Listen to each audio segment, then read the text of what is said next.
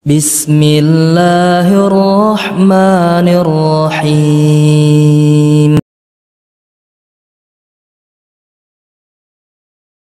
Dalil yang lain yang menunjukkan bahwasanya sihir memang benar adanya dari hadis Rasul sekarang, hadis riwayat Bukhari, dan sebagian orang menolak hadis ini padahal dia diriwayatkan oleh Imam Bukhari.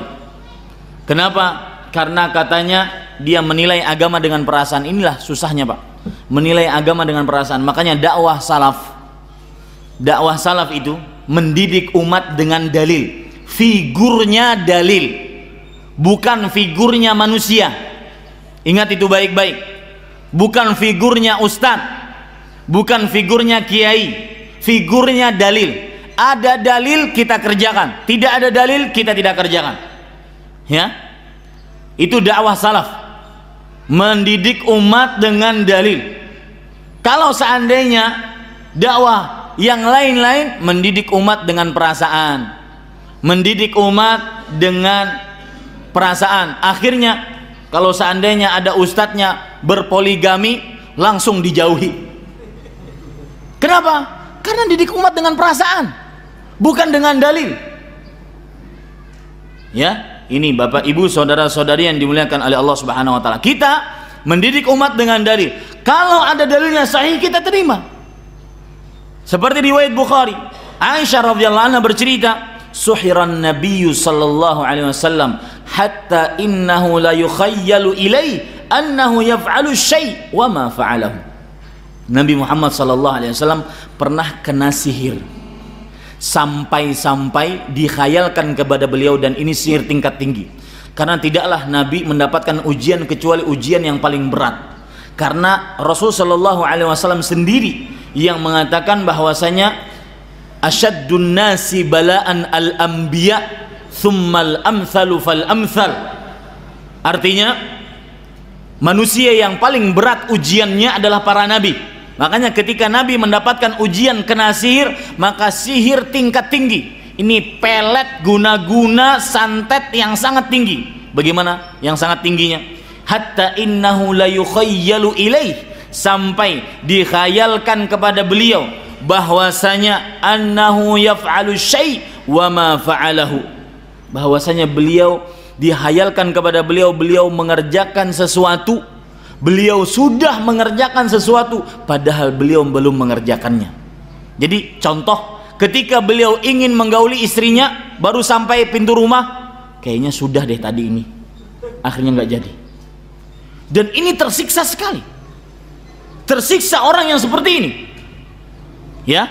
Ini para ikhwah, bapak ibu, saudara-saudari yang dimuliakan oleh Allah Subhanahu wa taala.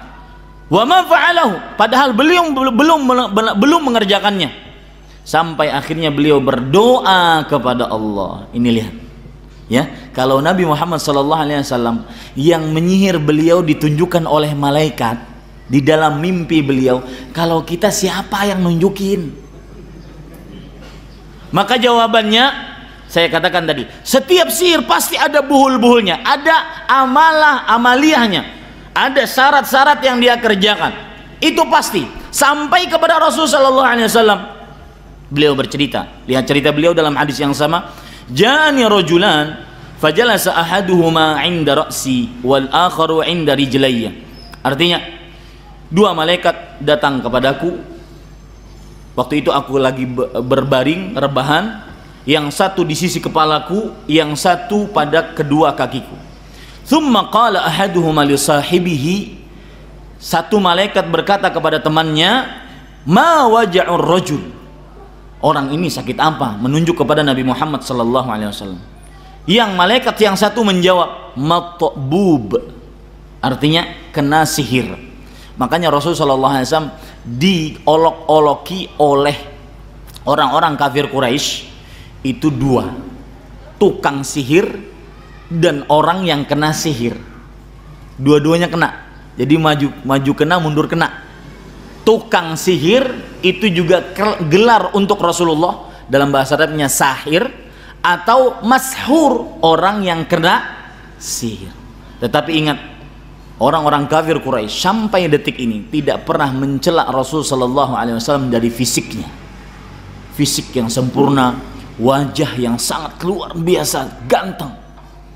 Dari mulai mata, hidung, ya, bibir, gigi, telinga, rambut, itu baru kepala. Luar biasa. Tidak pernah Rasul sallallahu alaihi wasallam dicela oleh musuh-musuhnya sampai hari ini dari fisiknya. Tidak pernah. Mudah-mudahan kita bertemu dengan Rasulullah sallallahu alaihi wasallam. Bapak Ibu saudara-saudari yang dimuliakan oleh Allah Subhanahu wa taala.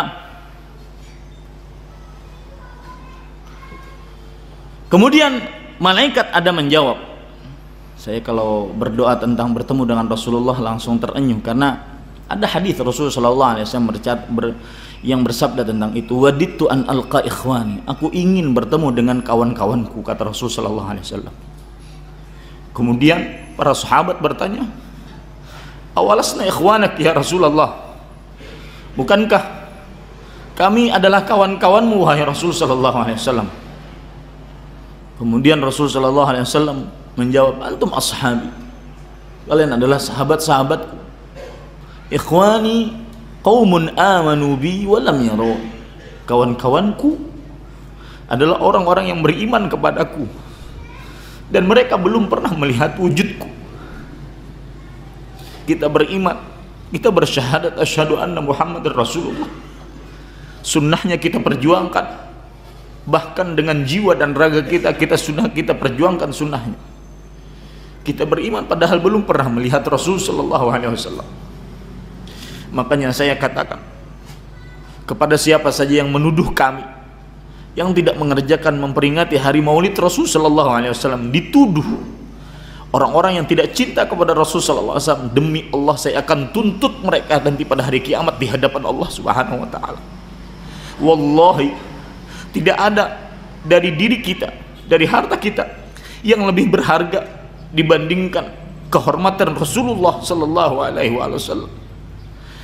Demi ini pula kita sangat murka kepada kaum Syiah yang menghina kehormatan Rasul sallallahu alaihi wasallam. Bapak Ibu saudara-saudari yang dimuliakan oleh Allah, saya berdoa dengan nama-nama Allah yang husna dan sifat-sifat yang mulia, semoga Allah Subhanahu wa taala mempertemukan kita dengan Nabi Muhammad sallallahu alaihi wasallam. Kemudian malaikat yang satu bertanya lagi, wa man tabbahu, siapa yang menyihirnya? Dan Nabi Muhammad sallallahu alaihi wasallam enak diberitahu oleh malaikat. Kita siapa yang beritahu?